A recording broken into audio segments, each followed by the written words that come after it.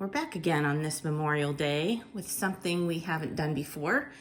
This is balsa wood that I painted with watercolor paints, and then I did some free motion quilting on it. It's not really quilting in that it's not layered, it's just one piece of 16th inch balsa wood, but we've never cut this before, and I've never sewn on balsa wood before. So we're gonna give this a try and figure out settings that work, and I'll be back. Cameron's decided to do a test grid for the cutouts, and what are the setting ranges? Goes from 10 to 80 millimeters a second, and between 10 and 50% power.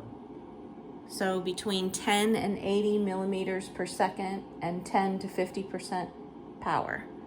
Yes. Okay.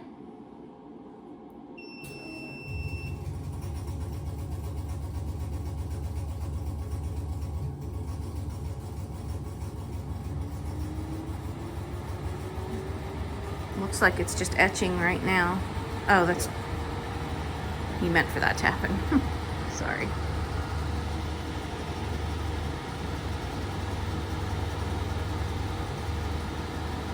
The etching is really blurry.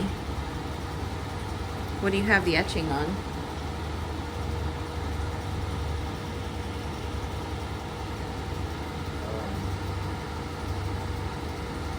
350 speed, 25 power, 301 is more, not so much. Yeah, it's distorted, and the color on the camera isn't coming through well.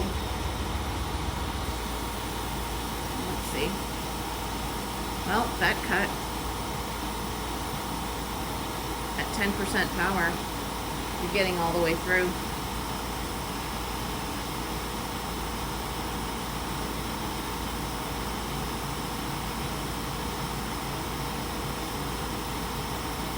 Getting a lot of char now.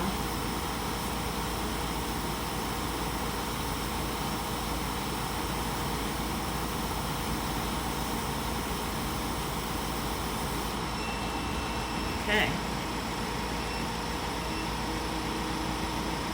Well, we'll have to decide what's ideal. But there's our test grid. Okay, so Cameron decided that 50% power at 50 millimeters per second, with a change though. When the laser stops, he's telling the laser to power down to to 20%. Yeah. When the laser pauses. So minimum power 20 watts and maximum power 50 watts depending on the speed percent. Okay. Yeah. You ready? Yep, I'm ready.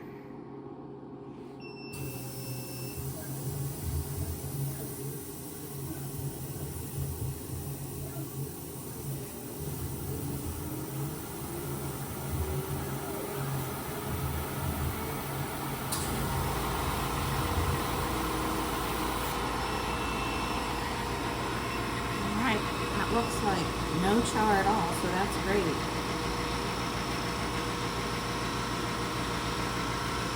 So this is all experimentation. I don't know if you can see, but there's some cracking of the balsa on the edges, and I didn't use any fusible stabilizer on the back, because again, this is my first time. Tell them that you're sewing the balsa.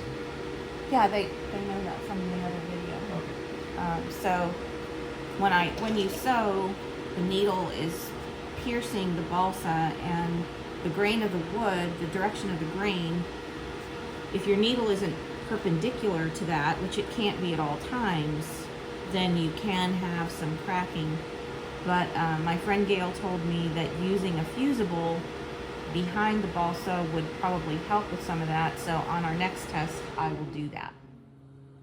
Okay, just as I was talking about with the when your needle is not perpendicular to the grain is running left to right or horizontally, you see that the feet on this raven, I'm doing some fall designs as you can tell, broke off because of the stress to the balsa, and this is not backed with anything where the bird is. So live and learn. But this is why we experiment. So, but maybe I could sew feet onto it and still use the bird. Who knows?